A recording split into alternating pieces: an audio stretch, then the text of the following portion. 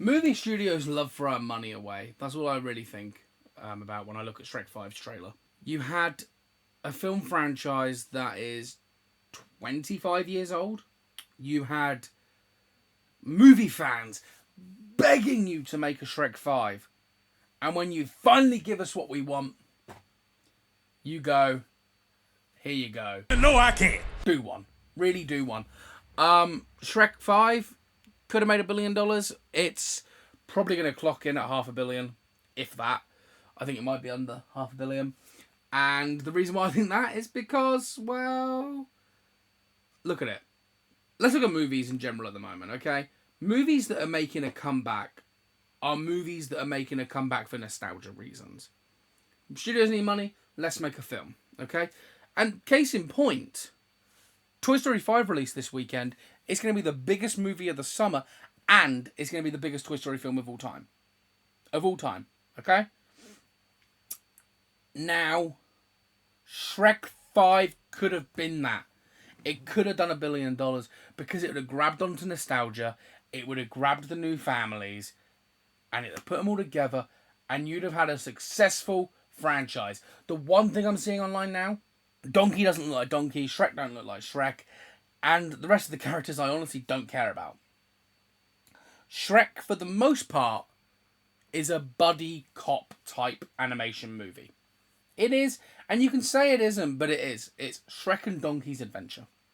And now you're telling me the two pivotal characters of the franchise have been made to look like this.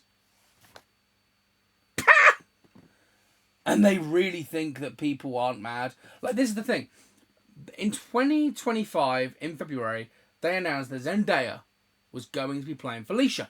Great casting. Zendaya's big with kids. They're not actually going to see Zendaya. They're seeing an ogre that she's voicing. Just want to point that out. And then you go on and say this. This is the animation for Shrek 5. The backlash online was huge. It was huge. And then they delay the movie. They delay the movie by 6 months. The film was supposed to release this month. It was actually supposed to release, I think, the same day as Toy Story 5, which is ridiculous. May I point out, if it had released today, bye-bye. Now, here's my issue with it. They're trying to get on nostalgia bait, but the problem you have is it doesn't look like Shrek. It doesn't look like the film that we grew up with 20 years ago. Therefore, you're not going to be capturing nostalgia. And I think I know why they've delayed the movie, okay? This is huge. They knew they weren't going to be able to compete with Toy Story 5. They knew that. That was a given from the get-go. They know they're not going to be competing with Avengers and Doom 3. We're delaying it till next summer.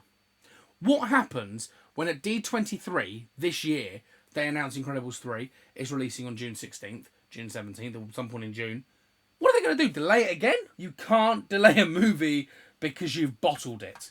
Because that's the only reason they could have delayed it. A lot of people thought they were delaying it because of story changes, and apparently there were story changes because the story was apparently awful. Financial-wise, this movie could have made $1 billion. Now it's going to make probably less than half. It's probably going to make less than half of that number. If they'd have just kept the animation style, this movie would have been gold. But they went down the route of the Minions. Minions ruin everything. Let's go to the Minions animation style because that's working for kids today. Yeah, that's great. Minions is a franchise that started, 16 years ago. And they've had 4 Despicable Me films. They've had 3, nearly 4 Minion films. So 8 movies, 16 years. That's a movie every 2 years. Okay? A movie every 2 years, it also can do whatever the hell it likes. Because it's a brand. Shrek hasn't been a brand in 17 years. It's a bit like Toy Story when Toy Story 3 came back. Toy Story 3 hadn't been a brand in 11 years, and it came back? And they're like, oh yes, this has worked. Toy Story 4, 9 years. Toy Story 5, 7. Okay? Big time gap. But why have people still come back? Because nothing has changed. But sure, what do I know? I'm just the moviegoer that pays for the tickets. And this is the thing they also seem to forget. Children, who their biggest push to marketing for is, and I totally get where they're coming from, they're not the ones buying the tickets. So you haven't got to please the children with an animation style that the children like.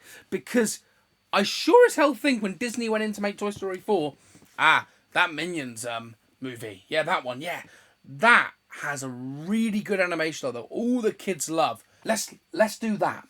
Wait, no, they didn't do that, did they? They kept it the same because they knew the people who were buying the tickets. No kid is gonna care about Shrek. But oh well, goodbye.